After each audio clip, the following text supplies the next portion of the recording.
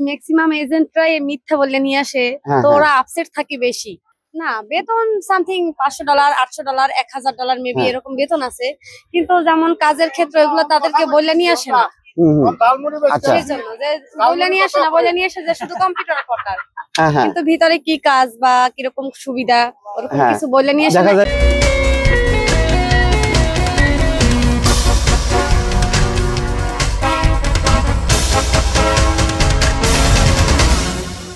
আসসালামু আলাইকুম দর্শক, নমপেনে আস্তে আস্তে বাংলাদেশিদের সংখ্যা বাড়ছে এবং বাংলাদেশি কিছু পরিবারও এখানে আসছে, তারা থাকছে, তাদের নানান অভিজ্ঞতা ধীরে ধীরে বাড়ছে। অনেকে লম্বা সময় ধরে থাকতে পারছে, আবার অনেকে কিন্তু অল্প সময়ের মধ্যে আবার চলেও যাচ্ছে। নানান অভিজ্ঞতা আস্তে আস্তে পাচ্ছি। তো আমার সাথে এখন একটা পরিবার আছে এই মুহূর্তে, দর্শক দেখতে পাচ্ছি। ভাইয়ের নাম কি ভাই? আমার নাম জুবাইর হোসেন। জুবাইর হোসেন। তো জুবাইর ভাই, কতদিন আপনি আসছেন? আপনার দেশের বাড়ি কোথায়? বরিশাল বরগুনাতে। বরিশাল বরগুনাতে। তো আপনি কত সালে আসছেন এখানে? আমি 23-এ। আচ্ছা, তো একটু অভিজ্ঞতা বলেন, 23-এ কিভাবে আসলেন এবং এখন কি করছেন? প্রথমে আসছিলাম কম্পিউটার ক্যাসিনোর কাজে। তবে এক মাস করার computer operator as a casino কোম্পানিগুলোতে। কম্বোডিয়াতে প্রচুর ক্যাসিনো কোম্পানি আছে। আচ্ছা, তো এখানে পরবর্তীতে আমি বিষয়টাতে সুইটেবল হলাম না। পরবর্তীতে আমি কিছু ব্যবসা শুরু করলাম, food catering service and hotel and also man power, ticketing, আচ্ছা, ভিসা প্রসেসিং, মানে যখন যেটা হয় আর কি। আচ্ছা, মানে কি নিজেকে অ্যাডজাস্ট করে নেওয়ার মতো। তো আপনি তো ফ্যামিলি নিয়ে আছেন, আপনার ফ্যামিলি সংখ্যা কে কে আছেন ফ্যামিলিতে? আমার বাবা মা দেশে থাকে, এখানে শুধু আমি, আমার ওয়াইফ আর আমার মেয়ে বাচ্চা। আচ্ছা, তো তারপরে এখন এই 3 বছর ধরে আপনি কি করছেন এখন? এখানে সেম একই কাজ, মানে hotel business, food catering service. যেমন সমস্ত চাইনিজ কোম্পানিতে আপনার বাঙালি বা পাকিস্তানি, এশিয়ান লোকজন কাজ করে। চাইনিজে তো বাংলা ফুড রান্না করতে পারে না, তো আমি আলাদা ফুড রান্না করে এদেরকে 3 বেলা পাঠাই দিই। Food catering service. হ্যাঁ।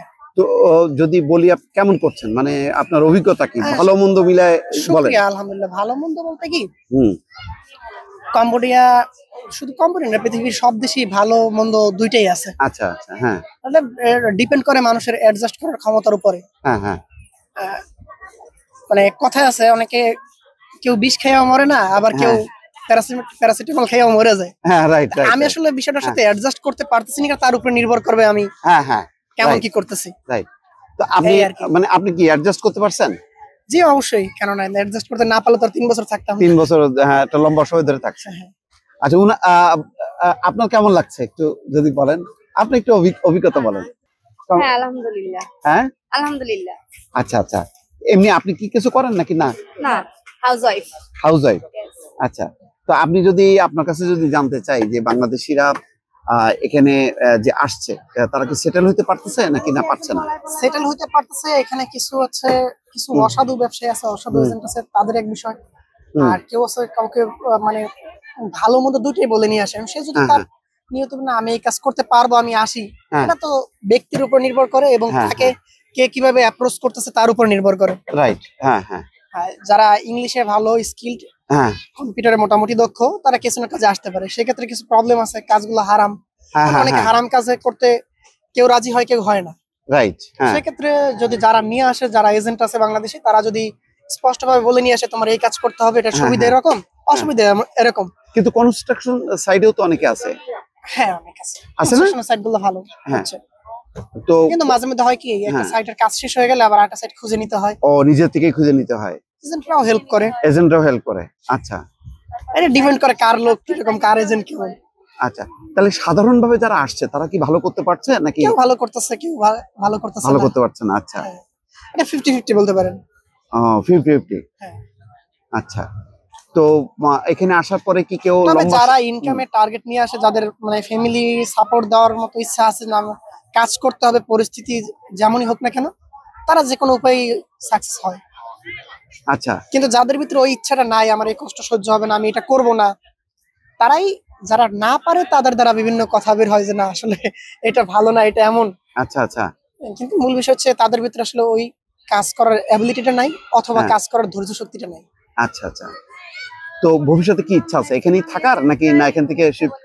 ওনাকে কি জানেন? হ্যাঁ না বলছি ম্যাক্সিমাম এজেন্টরাই মিথ্যা বলে নিয়ে আসে, হ্যাঁ, তো হ্যাঁ। ওরা আপসেট থাকে বেশি। আচ্ছা। বলে নিয়ে যারা ও আচ্ছা, হ্যাঁ, মানে বলে হয়তো হ্যাঁ $500 বেতন। না বেতন সামথিং $500 $800 $1000 মেবি হ্যাঁ। এরকম বেতন আছে, কিন্তু যেমন কাজের ক্ষেত্র এগুলো তাদেরকে বলে নিয়ে আসে না। হুম হুম। আচ্ছা। সেই জন্য যে বলে নিয়ে আসে না, বলে নিয়ে আসে যে শুধু কম্পিউটার অপারেটর, হ্যাঁ হ্যাঁ। কিন্তু ভিতরে কি কাজ বা কিরকম সুবিধা ওরকম হ্যাঁ। কিছু বলে নিয়ে আসে দেখা না। যায় যে এদেরকে আর কি স্ক্যামে লাগাই দিচ্ছে। হ্যাঁ স্ক্যাম, যারা বইলে নিয়ে আসে যে স্ক্যাম কাজ, তাদের কোনো প্রবলেম হয় না। যাদেরকে বইলে না নিয়ে আসে তখন তো সেই ক্ষেত্রে প্রবলেম হয়। সে যে যখন আমি তো দেখে যে স্ক্যামের মানে কাজ কথার করতে সাথে কাজের চাচ্ছি মিল না, নাই। হ্যাঁ আমি তো স্ক্যামের কাজ করতে চাচ্ছি না, আচ্ছা তো সেই জন্য তারা আর কি স্ক্যামের শিকার হয়। আচ্ছা আচ্ছা আচ্ছা। তো এমনি পরিবার হিসেবে মানে এখানে থাকার মতন উপযোগী কি? কেমন? আলহামদুলিল্লাহ ভালো। হ্যাঁ। যদি অনেকে সবকিছু পরিবার নিজের নিয়ে কাছে। আসতে চায় তাহলে আপনি কি বলবেন সেক্ষেত্রে? আসুক, তাদের ওয়েলকাম। ওয়েলকাম, নো আচ্ছা, প্রবলেম। সমস্যা নেই না? নো এমনি মানে সেফটি সিকিউরিটি কেমন আছে? সেফটি বলতে বাংলাদেশের থেকে ভালো। দেখুন কি বলে। হ্যাঁ হ্যাঁ হ্যাঁ। সেফটি বলতে এখন বাংলাদেশে যা দেখি আলহামদুলিল্লাহ বাংলাদেশের থেকে 100 ভালো ভালো। সেফটি নিজের কাছে, তারপরে বাংলাদেশের থেকে সেফটি অনেক গুণ ভালো। আচ্ছা, আর খাওয়া দাওয়া পরিবেশ? খাবার দাবার মনে করেন মেবি যারা কম্বোডিয়ানরা কম্বোডিয়ান খাবার খায়, বাংলাদেশি খাবার সামথিং সবকিছুই পাওয়া যায়। আচ্ছা। হ্যাঁ যদি নিজেরা রান্না করে খেতে চায় বা রেস্টুরেন্ট আছে, হ্যাঁ। বাংলাদেশি খাবার বাংলাদেশি ফুড সবকিছুই পাওয়া যায়। আচ্ছা আচ্ছা আচ্ছা। তো সব মিলে আপনার পরিকল্পনা কি, ভবিষ্যতে এখানেই থেকে যাবেন নাকি না এখান থেকে? দেখি আরো 2-4 বছর, তারপর আরো 2-4 চিন্তা বছর। ভাবনা করব। আচ্ছা এখন আপাতত এরকম কোনো প্ল্যান নেই। আচ্ছা দর্শক, শুনলেন যে একটা অভিজ্ঞতা আমরা শুনলাম, একটা পরিবারকে পেলাম এই প্রথম আমি কম্বোডিয়াতে। ভালো মন্দ মিলায় তারা বলল, তবে একেবারেই যে তারা এখানেই পার্মানেন্টলি থেকে যাবে তেমনটা না। এক ধরনের ভাগ্যের পেছনে ছোটা। যদি ভাগ্য এখানে সুইট করে তাহলে এখানে থাকবে, আর তা নাহলে হয়তো এখান থেকে অন্য কোথাও যাবে। তো এখন মিক্সড আর কি, যারা পরিশ্রম করতে পারবে, যারা রিস্ক নিতে পারবে, চ্যালেঞ্জ নিতে পারবে, তাদের জন্য কম্বোডিয়া ঠিক আছে। কিন্তু যারা একটু দুর্বল চিত্তের বা কাজের অভিজ্ঞতা নেই, চটপটে না, স্মার্ট না, তাদের পক্ষে কিন্তু এখানে টিকে থাকা অসম্ভব। সে কথাটাই আমরা এই পরিবারের কাছ থেকে জানলাম। ভালো থাকবেন, আল্লাহ হাফেজ।